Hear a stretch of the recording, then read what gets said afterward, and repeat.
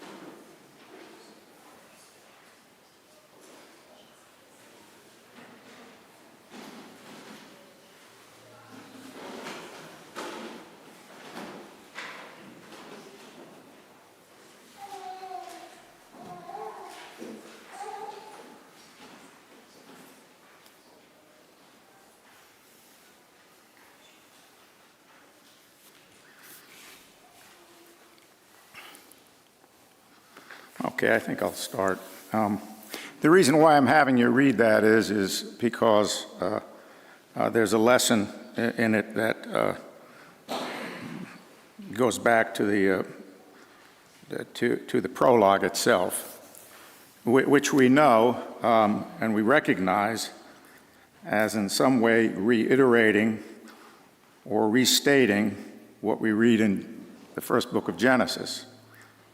The difference being that whereas God brought all of creation into being, as is reported in Genesis, in this instance, God has brought into being or existence a new creation, or shall we say the advent of the kingdom of God.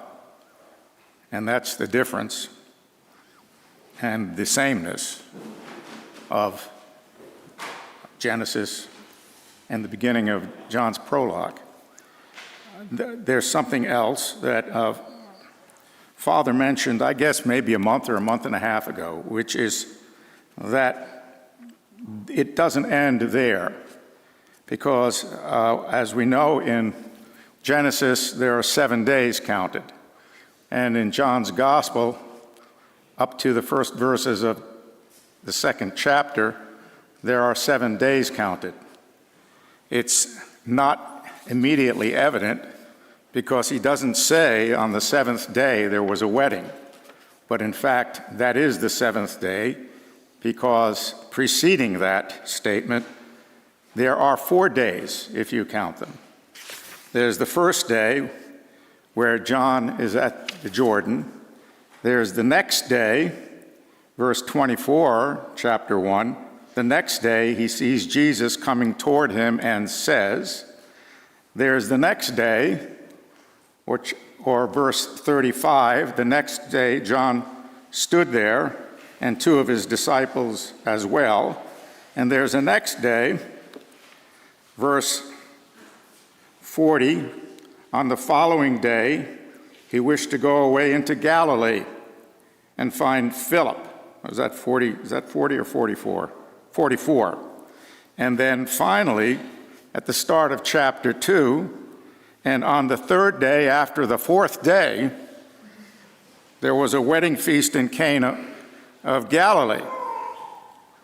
And what is manifested there is what is spoken of in the first verses of the prologue, except that now we've left eternal time or eternity, and we're into history, the history of salvation as it's enacted for us through the incarnate Word.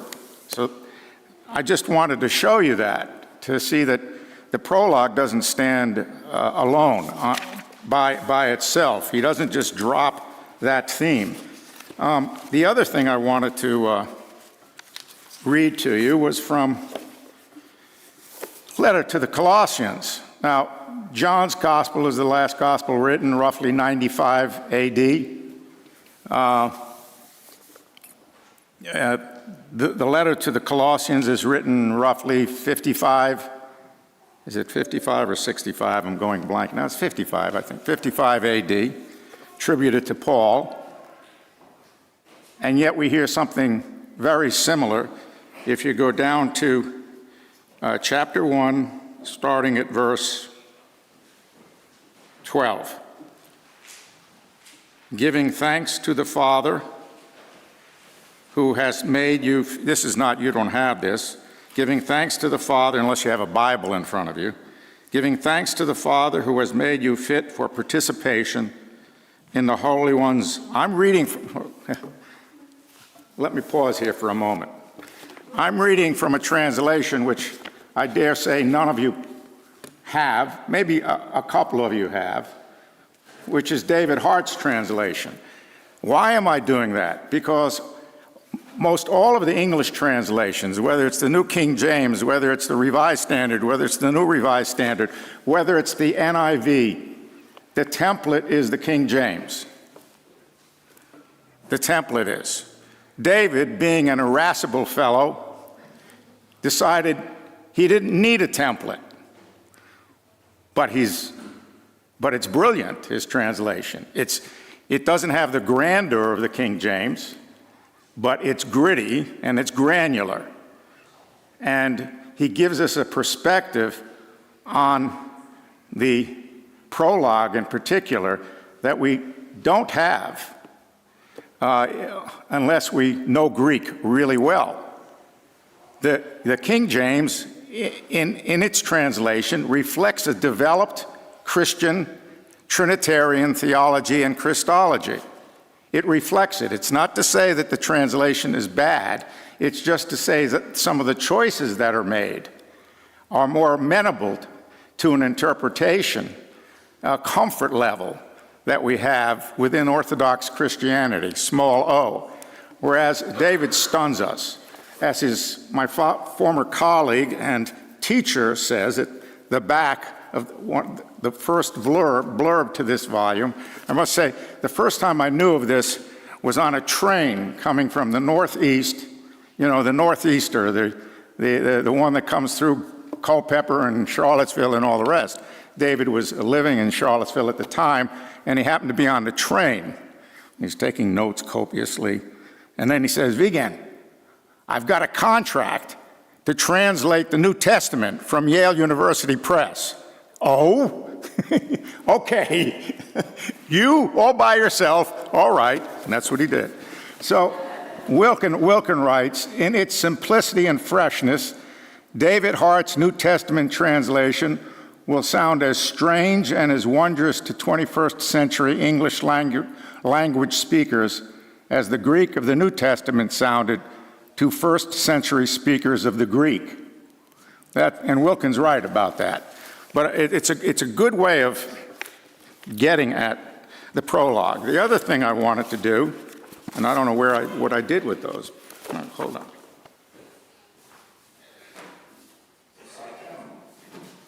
citation from St. Augustine. It's got to be here somewhere. Well, it's from his City of God. And what he says is that the first verses of the prologue, or perhaps the entire prologue, ought to be spelled out in red and gold, or is it, I think it's red and gold, in every church. Now, when I first started to come to this church, the first thing that I recognized that shocked me, actually, was the reading of the prologue at the end of the Mass, generally speaking, though today was not a good example of that, but generally speaking. You can get into this specialized interpretation of when it has to be and when it doesn't have to be, but the point is, you all know by now that much of the time, most of the time, the prologue is read.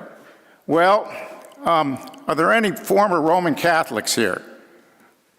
I could say retired, I could say escapees, I could name a number of things. Did you ever hear it read at the end of a Mass? Yes. You did? When? On a high Mass? Some kind of high Mass? 1962 or before. Yeah, that's the only place, because obviously you know Vatican II eliminated the reading of the prologue to make it more amenable to the impatience of Americans. Let's put it that way. I don't know about the rest of the world, but certainly the impatience of Americans. But it was included in the Mass formally in the 16th century, the mid-16th century. It was a devotional practiced by priests and monks before then, etc. The Armenian Mass, or liturgy, ends with the same. But the Armenians aren't the ones who invented this. When the Crusaders came through, the Armenians adopted that practice, along with certain garments which were taken from the Latin West. So, of course, I was used to this, but any other churches I'd go to, you wouldn't find this. Any churches that have a liturgy, in a sense, say the Anglicans, for example. So that was the first thing that I noticed, not the rest. Well, the rest was pleasing, but I was more pleased by the way it ends, all right? So Augustine was probably an ally of ours in that regard. Okay. I'm going to read to you the first 2 or 3 verses translated by heart of the prologue, and you'll see. In the origin, didn't say beginning. In the origin, there was the Logos, and the Logos was present with God, and the Logos was God. The One was present with God in the origin. All things came to be through him, and without him came to be not a single thing that has come to be. In him was life, and this life is the light of men. And the light shines in the darkness, and the darkness did not conquer it. There came a man sent by God, whose name was John. Now, it's argued, you'll see it in the Orthodox Bible, I think they make this point, but in other places, that this was, maybe they don't actually, that this may well have been a Christian hymn. And what John does is he introduces the historical, that is, John the Baptist, into the text, briefly, once or twice, into the prologue. But the rest might have been an early Christian hymn. It has the resonance of one. It could very well have been. It's not to say it was, but it may well have been. That's why you have, there came a man sent by God whose name was John. Well, that's a stunner to me, because, I mean, seriously, I don't think about John the Baptist very often, and maybe we should. He didn't get beheaded for no good reason. He got beheaded because that was a movement, a tremendous movement, and he was a danger. The righteous and holy John was a danger to not only the leadership of the Jews, but also to the Romans. And so I think that's another reason why John appears here within this hymn. It breaks it up in a way which if one were singing the hymn in a church would say, why did you do that? But there's a reason why he did it. Absolutely a reason why he did it, because he's that near to the Logos. His people became Jesus' people. That's why. And I think that's instructive. It's very instructive, given what we have up here, right? John is always at center, right here on the right as we look up. He cannot not be in an Orthodox iconostasis. He has to be there. There's a reason for that. He's the forerunner. That important. I think we've lost sense of that, actually, and the force of it. But it's illustrated here by the choice that John has made to introduce John into a text which is very much about eternity and temporality. What comes into being is temporality, but very much of it is about eternity and trans-temporality. That is to say, about the Logos, who is eternally with God. So now I can start, I think. Are there any questions? Yes, we should have a conversation. Get me off track, please. I mean, if I go off track, it'll be better, really. Is there any protestation? Yes, protest. Stand up so we know who you are. Can you clarify the connection with Colossians again? My only word there is that Colossians came before the 40 years before the gospel was written. I've not read enough into it as to whether there was any speculation that John had seen this letter. But it's possible he was in Ephesus. It's possible because the way these letters are unfolded in the scripture, Ephesians, it belongs to that grouping. So it's possible. But even if it's not the case, then you clearly have the mind of the church, the very early church, demonstrated in these two texts. It's, in a sense, good that John didn't invent it. And we see that it was even preceding to that, which the same language occurs, except that John champions the word logos. And he does so in part because he's in a Gentile community, and to call him the Christ is not quite as moving as to a Jewish community.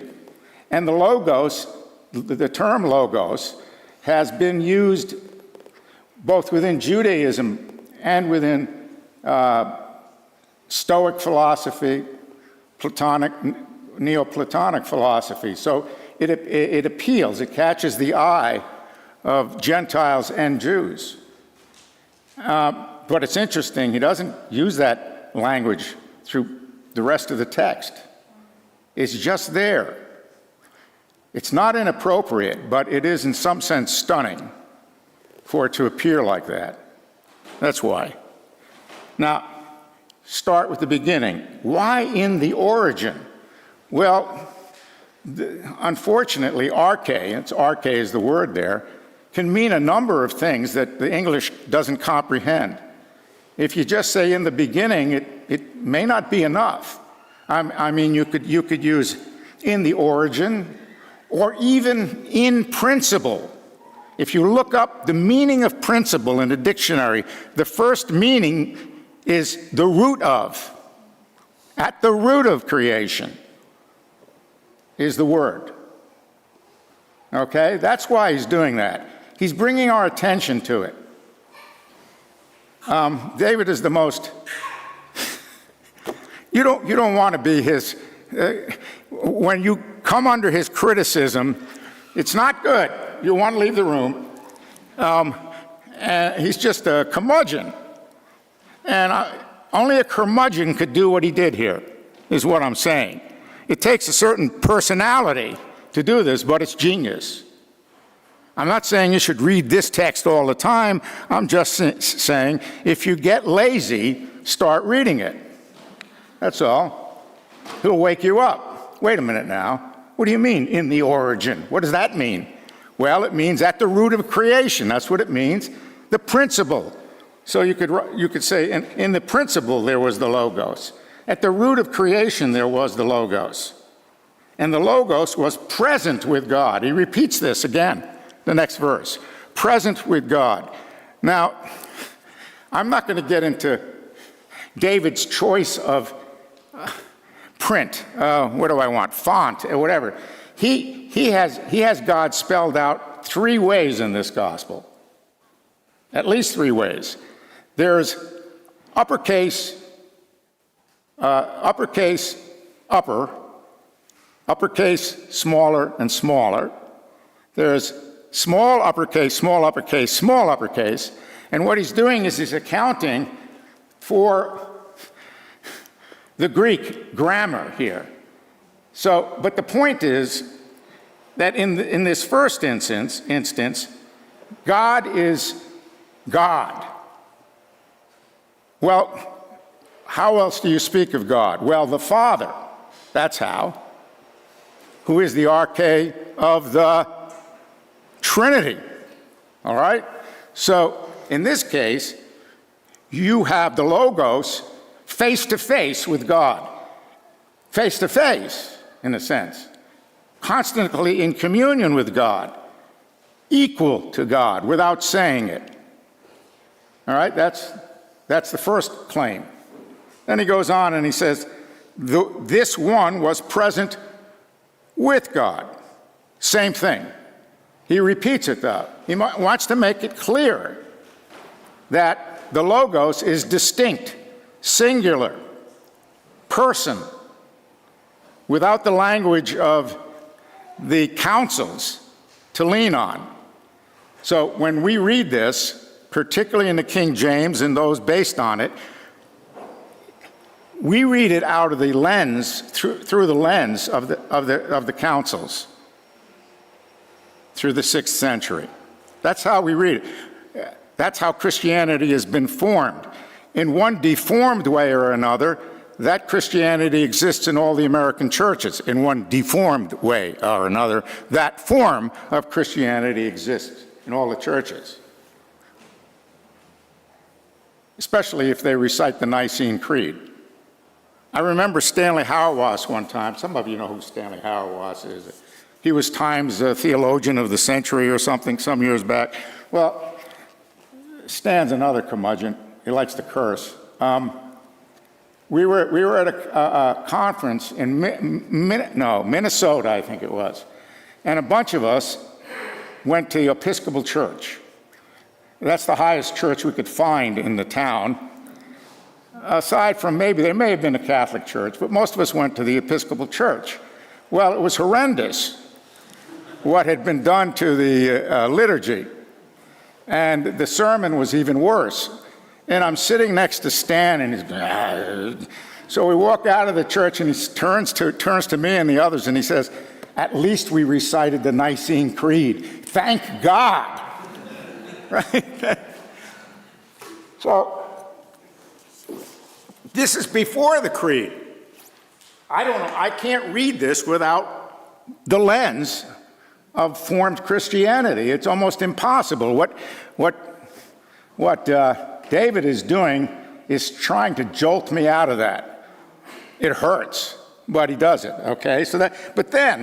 So this one was present with God, reiterated in the origin, at the root of things. In the beginning, yes, but the beginning can be kind of vague, really. What beginning? Well, we're told we're to think when creation came into existence in the beginning. But then again, that also is a habit of ours from formed Christianity. It's a habit of ours. It's second nature to us, but you got, well, wait, I'll demonstrate what comes on here in a minute. Oh, and the Logos was God. I skipped over. You see, the Logos was present with God, and the Logos was God. He's got it in G-O-D, small letters, not in uppercase. Why? Because in this particular form, in the Greek, it's more like something that is predicatival or adjectival. So what is really being said here, what is heard through the Greek is, and the Logos was divinity, or the Logos was divine. That's important for John because it distinguishes the Logos again from the Father. But the problem here is that you might think this is Orthodox Christianity, but there were those who read this and concluded differently, such as the Arians, who said, oh yes, he's divine. He's divinity, but a lesser divinity. He's not as high a divinity. The high divinity is the Father, and only the Father. So that's why this kind of text had to be contested. And when you get to the King James, that contest is over. Somebody won. And the choices that are made more or less conform to or reflect Orthodox Christianity. And we're comfortable with it. And there's no reason why we should doubt the integrity of the text. It's just to say that the text can be rendered other ways. And that's what David has done. So the Logos was God, not the same as the Logos was present with God. The Logos was divinity. The Logos was divine. It was okay for John to say that, but he didn't know what was to come. He knew some of it already, but it wasn't Arianism, it was Docetism, the notion that Christ was a phantom, that the body didn't really exist. That was really quite alien to the notion of a physical resurrection, was quite alien to Hellenism, and there were Docetists around when John was writing, and he's answering to them too, but he's not anticipating Arianism, I don't think. Maybe he would have done it differently if Arianism was present and the controversy had begun, but he didn't. It was all the same to John. He was God. He was with God. Well, you'd say he was with God. He was face to face with God. He was in constant communion with God. That can't be any other than one who is completely, fully holy God. That's the response John would give. John the divine. Okay. The one was present with God in the origin, the arche. All things came to be through him. And then this wonderful parallelism, and without him came to be not a single thing that has come to be. I like the way he put it there. But it's a parallelism, reinforces the first phrase with the second, or the first part of the sentence with the second. But this is not to say that the creator word is the same as the creator, the Father creator. Is not, in John's mind, the same. It's through the word, through the instrumentality, that's a terrible word, but through the instrumentality of the Logos, God created all that is, or God creates all that is. Because you can make some word choices in terms of was and is in this text too. Again, from the Greek. So that when you read, in the origin there was the Logos, you could read, in the origin there is the Logos. It's an ongoing thing. It doesn't end. The origin is there. Right now, the origin is present. So, in the origin, there is the Logos. And the Logos is present with God. It's not in the past, but it includes the present and the past, and that which transcends the past, which is eternity itself. That's the subtlety of the Greek. Not that I know Greek very well. I taught it to myself over the years, and I'm an utter failure. But at least I learned the alphabet. I mean, that's really something. It was when I arrived at UVA in 1978 through 81, Harry Gamble was teaching the New Testament. And I got a feeling that I was starting to do Orthodox theology. After all, I did my dissertation on Reinhold Niebuhr and Edmund Burke under Will Herberg, who was one of the founders of Jewish theology. So I came from a rather hybrid background, given that I was Armenian on top of it. This was very peculiar. But I realized that maybe I should start teaching myself Greek. So I went to Harry and I said, what text might I use to start to... He said, well, there are several possibilities, so I purchased one, and I'd stay late after my classes and study Greek. Well, it was very painful, and I must say it was not very successful, and when I go back to Greek now, I'm still, no, I'd rather not do this, really. It's bad enough I suffered with German. Anyway, okay, so you get that. Now, in him was life. In him was life. Or better stated, what came to be in him was life, or through him was life, and this life was the light of men. Okay, now we get into metaphors, or something like that, symbols. What kind of life is this? Well, it's the root of life. Everything that is a living being is rooted in that life, which is Christ. Stones are not, actually. They're inanimate. They were created by, but they do not participate in that life, which is ultimately the life of God. That's what he's getting at here. In him was life, and this life was, well, the light of men. Okay, here's the problem. The lights have gone out in much of humanity, or the light bulb is very dim, and this is the problem. Well, where is this? What kind of light is this being talked about here? Well, it's not temporal light, not at all. That's why you can speak of it also as enlightenment by baptism also.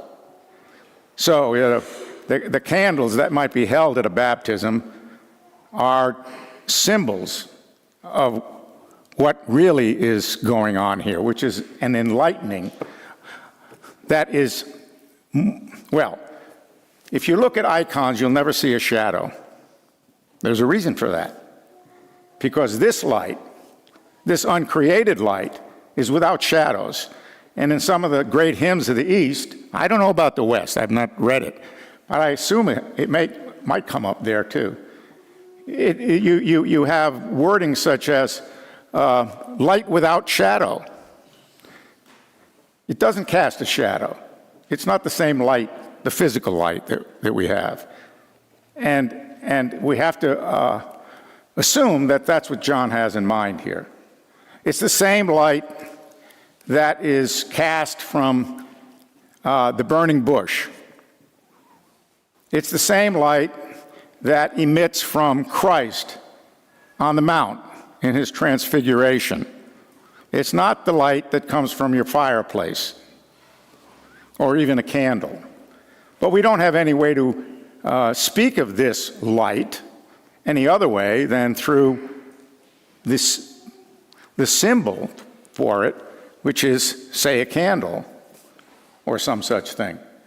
And that's what he's getting at. So there's a very deep and profound theology of light in the early church, much of it in the East. It's in the West too, but it comes through different paths of a theology of light. But it's Yaroslav Pelikan wrote a wonderful little book. It was actually lectures that he gave at various institutions on just that, on light, which is really quite good. I went back and started reading it when I was thinking about this. But he's talking about this uncreated light and how it appears within the tradition and how it enables us to understand various doctrines or dogmas of the faith more clearly. And that's how this has been read And I don't think that John had in mind physical light. After all, John was on the Mount of Transfiguration. He got whacked with a light that had no shadow.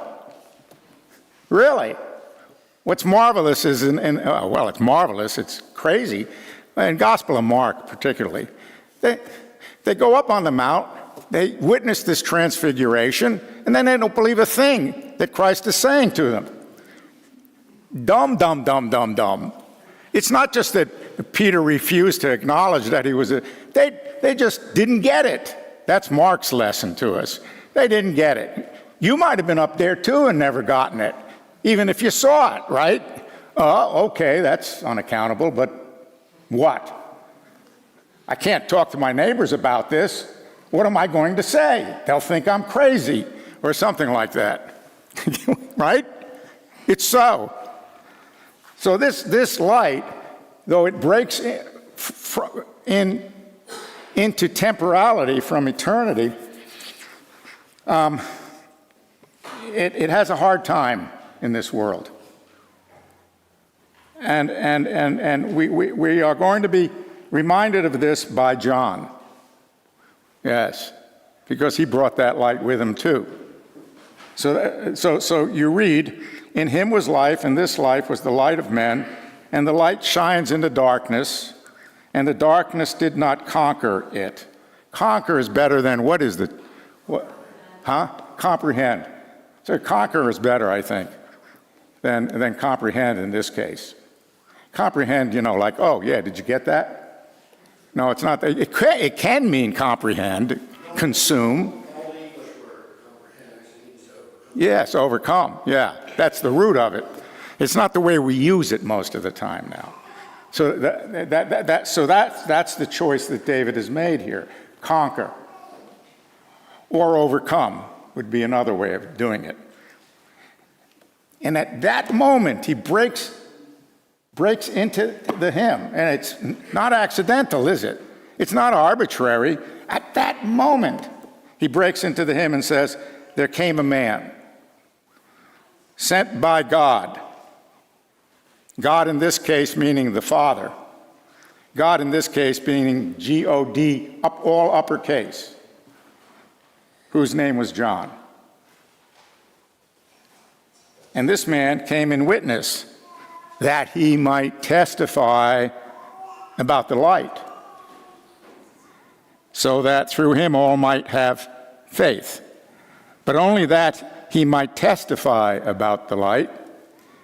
He was not the light. Jesus was the light. He lit up on the mountain for the three disciples. And Peter started calling for tents to be put up. That's Peter. Got a tent put up there. They're all here now. Moses is here. Elijah's here. Let's have a powwow or whatever it was going to be. But only that he might testify about the light. He was not the light. It was the true light which illuminates everyone that was coming into, I love this. He uses the Greek here, not the world. The world, the sociologists have destroyed for our imaginations the use of the word world. It could mean anything, right? It could be my world, your world. It could be the African world. It can be the American world, Since it's in the news, it can be a Greenlandic world up there in the north. It could be anywhere, right? No, he uses cosmos. Cosmos is great. That means everything that is. Period. The cosmos. Everything that is, that was created. So he was the true light which illumines everyone that was coming into the cosmos. He was in the cosmos. Now, he was in the cosmos. He was in a smaller world, which was the Jewish world, but it wasn't just in the Jewish world. That's the point. He was in the cosmos, and through him, the cosmos came to be, and the cosmos did not recognize him. Did not recognize the Creator, Logos. Any questions? We're very near temporality here because, he's alluding to how Christ was dealt with by his own, right? Yes? Go ahead. Excuse my ignorance. I just feel You don't have to excuse your ignorance, guys. what I don't understand is the verse 4, in him was life, and the life was the light of men. I always felt like I really understood exactly what that means. And you said the light is not a physical light. It's not like a fireplace or like you turn. But you're saying in him was life, and this life was the light of men. Right. This is, no, but okay, no. You said what it isn't, but maybe I want a specific answer, but there's not. I don't know. What exactly does that mean, the life is the light of men? Well, because the light that is Christ is the life of men. It's the same in Christ, both the light and the life. Now, we're dealing metaphorically here, because even Christ's life is not a temporal, mortal life. He gives us the possibility of immortal life, and that is light. The kingdom is light for John. What kind of light that is? Well, it's not physical light. What does it say in Revelation, which is attributed to John? There is no sun, nor moon, nor stars. The light is present, but it's obviously not physical light. Now, beyond that, I can't go because I'm not a mystic. There are some mystics who will profess to have been embellished or embraced by this light, but I'm not one of them. But that's what it is. He's the root of life, and the root of life is also the light that comes into the world, because life and light are in the kingdom indistinguishable in some sense. We can understand this, just a moment, we can understand this analogically or anagogically. We know that light gives life in this creation, right? You can't have life without light. So they are closely associated with one another, even in a physical world. But they are virtually the same in the kingdom, or in the life of God. They are the same. Now, we can get some sense of it, again, by recognizing what importance light has for us. And it's not just for seeing. It's for growing things. You can't have life on the planet without physical light. Physical light is a symbol of this transcendent light, this eternal light, this divine light. I know that doesn't help much. It probably sounds circular to you, but this is the beginning here in this text, though it may not look like it to the untrained eye, is the beginning of sacramental theology. That's what it is. So every element every element that's taken into the sacrament is an element that is transformative and is transformed, whether it's the water and the oil or the bread and the wine, etc. Water is a symbol too. George MacDonald has a great way of talking about water. He says basically the scientist's water is not what came from the imagination of God. God did not imagine H2O. He imagined water, and water is for washing what? Sin. That's what water is for, or it's for reflecting light. But that's not what the scientist's interest is in, firstly. He breaks the water down into elements. God does not. God imagines other purposes for water, which we include within our sacramental practice. Oh, I'm sorry. She looks like, please explain that to yes. You emphasized multiple times that the light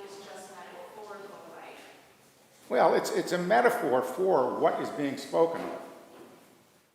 I mean, I haven't experienced that light, not in a direct way such as saints and the apostles do up on a mountain.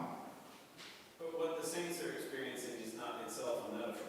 No. It is the most real thing. The That's light that we totally. the light of the sun, the moon, the stars, Totally. the electric light bulb is a pale imitation, or Yes. a little glimpse of the light of God, Yes. which casts some shadows.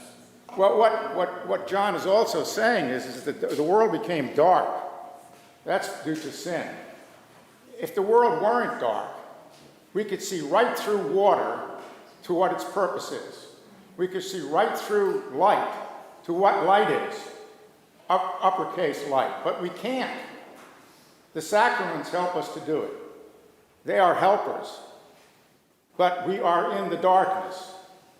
But the darkness has not overcome the light, because that light is the light of life, and life is here, is still here. If life were not here, then you could say that the darkness has overcome the light.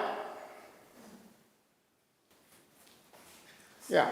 Would I be understanding correctly, saying that the light that we experience here, like these light bulbs here, are purely physical, whereas the light of God, the uncreated light, we can experience it physically, but most commonly we experience it through spiritual enlightenment and not necessarily physically?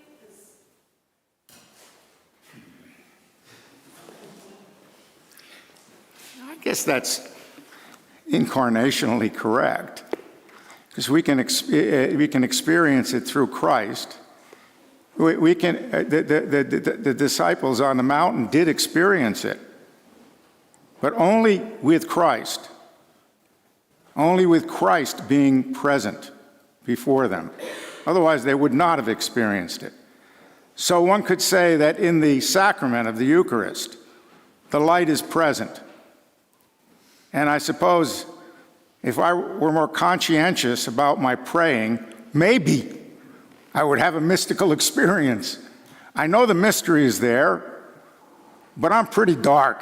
I had black hair originally. Now I glow, you know. But don't get me wrong, this is not a halo. By the way, how many of you have heard of Flannery O'Connor? Ah, okay. So Ralph Wood, who's probably the highest authority on Flannery O'Connor, written many books on Flannery.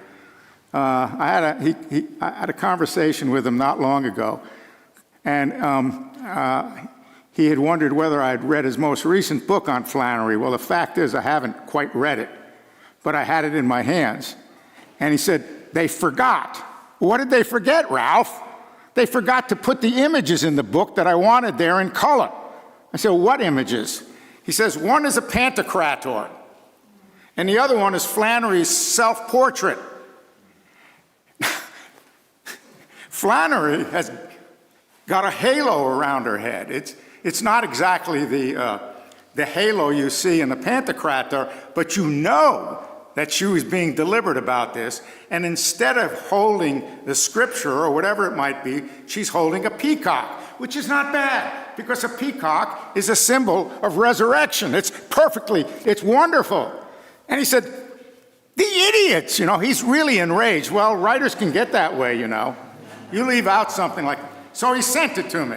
I should have brought it with me. It's really magnificent. He had discovered something that no one else had discovered, and it's true. No one else, nowhere else has mentioned this. Flannery was playing games with us. She wasn't being impious. She was just reminding us. But it's really curious. Now, the thing about Flannery O'Connor is that she loved the Byzantine Mass. And when she was in New York at the beginning, when she was at the writers' what do you want to call it, retreat in northern New York, she would come down to to New York to worship. And I presume she worshiped more often than not in the Roman Catholic Church. But the church she really liked, really loved, was a Byzantine Catholic church. And she would go there. And that Pantocrator is up there. And that was in her mind till the day she died. Because the last story she finished on her deathbed, one of two actually, is Parker's Back. And it's a story about this guy who tattoos his entire body. He marries a fundamentalist woman, and she keeps talking about Jesus. So he saved on his back a space that perhaps Jesus would occupy. And finally, he comes to the conclusion that he's got to do it. So he goes to the tattooist, and he says, show me pictures of Jesus. So the guy pulls out a book of paintings and icons of Jesus, and he immediately goes to the Pantocrator, the Byzantine Christ. He says, do that. And the tattooist said, you mean, I'm not using this speech, you don't mean in all that detail, do you? And he says, yes. So he says, that's going to cost you. He says, I'll pay whatever it is. So he gets it tattooed on his back. He goes home. He shows his back to his wife. And the back, she says, idolater, idolater. And she picks up a broom and starts whacking him on the back. And he falls out of the doorway against a tree. Well, I won't interpret that, but you can get it. So she had that image of a Byzantine Christ with her till the day she died. And so she painted herself as such. She was a real feminist, you know.